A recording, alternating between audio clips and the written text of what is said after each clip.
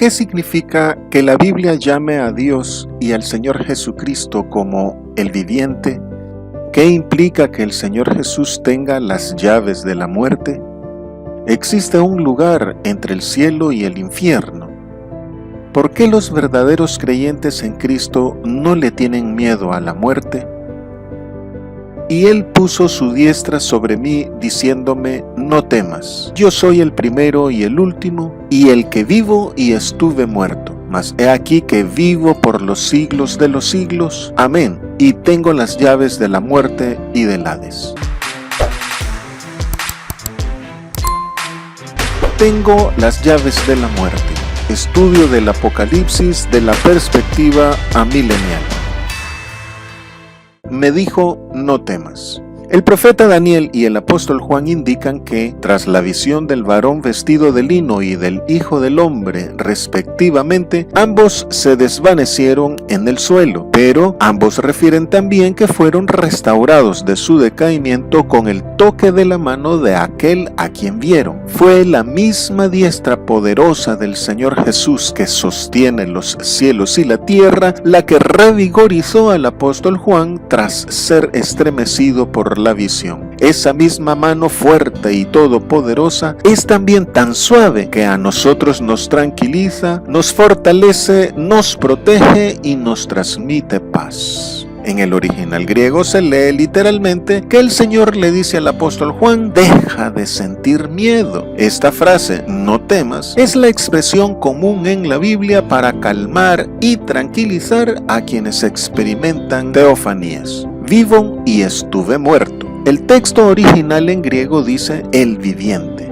que es un título dado a Dios en el Antiguo Testamento y que aquí se aplica al Señor Jesucristo. Como Dios viviente se refirieron de Dios Agar, Josué, David, Ezequías, Jeremías, el rey Darío, Oseas, los discípulos de Jesús, Caifás y Pablo. Y al hablar acerca de su propia preexistencia y eternidad, el mismo Señor Jesús dijo también que su existencia dependía de el Padre viviente. Conocer a Dios el Padre y a su Hijo Jesucristo como el que vive o como el viviente es enfatizar lo inerte de las imágenes de los santos, de las vírgenes y los falsos dioses paganos de yeso, madera o piedra. Hablar de Dios el Padre y de su Hijo Jesucristo como el que vive o como el viviente es enfatizar que por Él nosotros vivimos, nos movemos y somos. Reconocer a Dios el Padre y a su Hijo Jesucristo como el que vive o como el viviente es testificar las reales experiencias que Él brinda a los suyos en nuestra relación con Él. Y testificar que Jesucristo está vivo es confesar su resurrección, doctrina básica de la fe cristiana, y es afirmar que el Señor Jesucristo es autoexistente, autosuficiente, independiente y que Él lo controla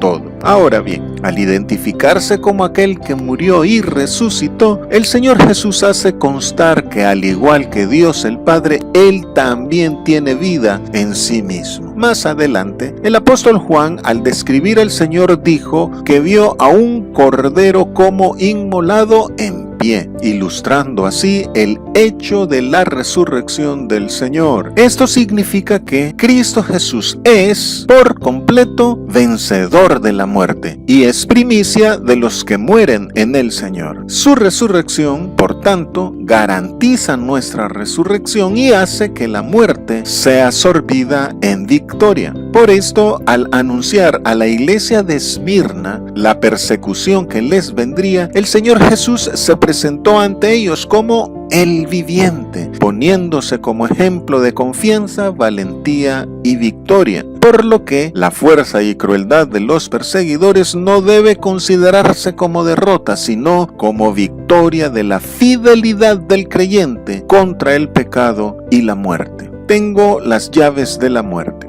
Esta frase está relacionada con los títulos de Alfa y Omega, primero y último, principio y fin. El Señor, al decir que posee las llaves de la muerte, indica que tiene el poder, al igual que Dios el Padre, de sanar enfermedades y resucitar a los muertos, a quien Él quiera. Y cuando dice a los que Él quiera, no debe tomarse como una acepción de personas, sino que debe interpretarse según el contexto en el que los fariseos le prohibían hacerlo en sábado. El Señor Jesucristo, además, por su resurrección, destruyó por medio de la muerte al que tenía el imperio de la muerte, esto es, al diablo, y quitando la muerte, sacó a luz la vida y la inmortalidad por el Evangelio. Por tanto, porque Él vive, nosotros también viviremos. El Señor Jesucristo también tiene la potestad de decidir la muerte de las personas, así como los medios de esta, y también de restringir o ampliar el ámbito de acción de la muerte. Por esto, el Señor Jesucristo dice a las iglesias que muchos creyentes morirían por su fe en Él, pero que no debían temer, pues no sufrirían el daño de la segunda muerte. Y en el día del Señor, es decir, en su segunda venida, el Señor mismo resucitará a unos para vida y a otros para condenación. Hagamos que la palabra de Dios corra y sea glorificada. Dale clic en me gusta, suscríbete, haz un comentario y comparte este video para que este contenido llegue a más personas.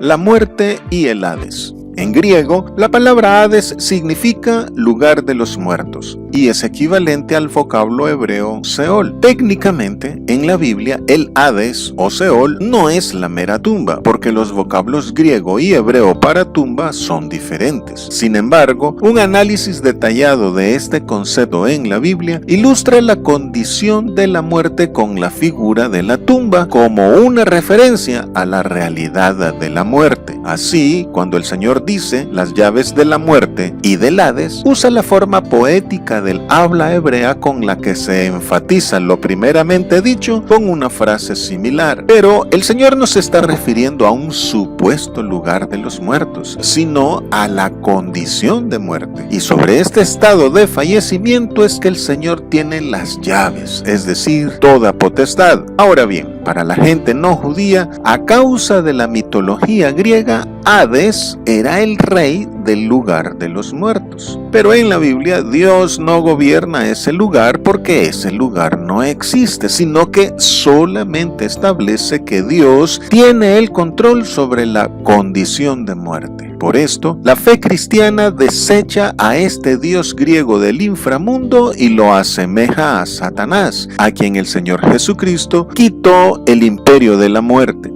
Por esto, es interesante ver que al inicio del Apocalipsis, al abrir el cuarto sello, el Hades sigue al caballo amarillo de la muerte y al final, ambos son lanzados al lago de fuego. De aquí que el Señor Jesús llama a temer a Dios, pues es Dios el único que puede enviar a la gente al infierno. La figura del infierno simboliza el concepto de muerte espiritual y el tormento ilustra el resultado de estar fuera de la presencia de Dios. Los griegos pensaban que no había salida del Hades, pero el Señor Jesucristo aclara aquí que Él tiene las llaves de la muerte, pues Él es la resurrección y la vida. Sin embargo, la capacidad de escapar del estado de la muerte es solo prometida a los que en vida creemos y obedecemos a Cristo Jesús. El Señor Jesús afirmó que las puertas del Hades no prevalecerán contra su iglesia y por esto habló de la muerte como un dormir, pero no como los griegos que presentaban al sueño y a la muerte como mellizos, sino como un simple estado previo al despertar en la resurrección. En consecuencia,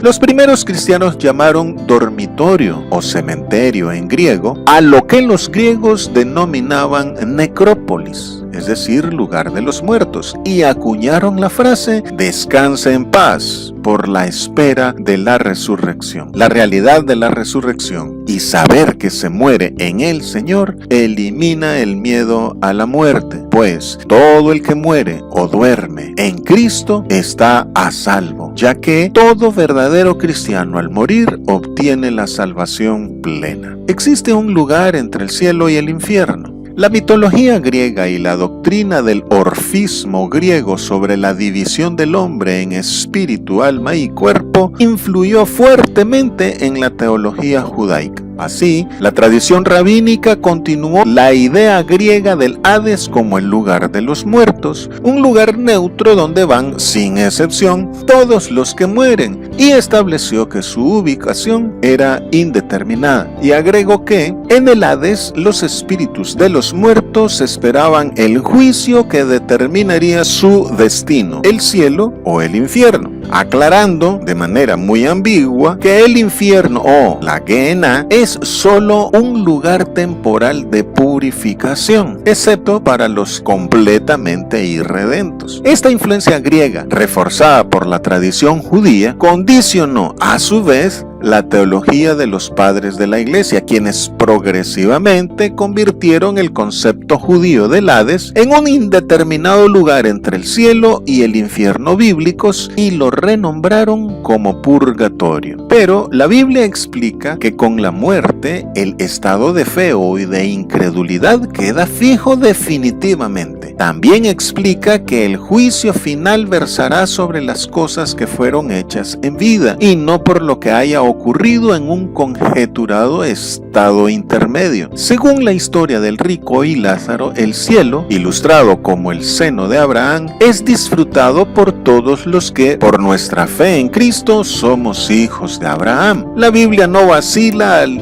afirmar que cuando los creyentes mueren, entran a la presencia de Cristo. El apóstol Pablo dijo que deseaba estar ausente del cuerpo y presente con el Señor, y que deseaba partir y estar con Cristo. Y estar con Cristo es estar en el cielo, porque el apóstol Pablo también dijo que si la casa terrestre de nuestra habitación se deshiciere, tenemos de Dios un edificio, una casa no hecha de manos, eterna en los cielos. Y el escritor de la carta a los Hebreos nos afirma que nosotros somos parte de la congregación de los primogénitos que están inscritos en los cielos. El Señor Jesucristo, por su parte, aseguró al ladrón arrepentido: hoy estarás conmigo en el paraíso. Y el apóstol Pablo, en 2 Corintios 12, 3 y 4, se refirió al cielo como el paraíso. Además, la Biblia también enseña que el estado de los creyentes después de la muerte es preferible al presente en la tierra, estando plenamente conscientes de su dicha, descanso y bendición interminable.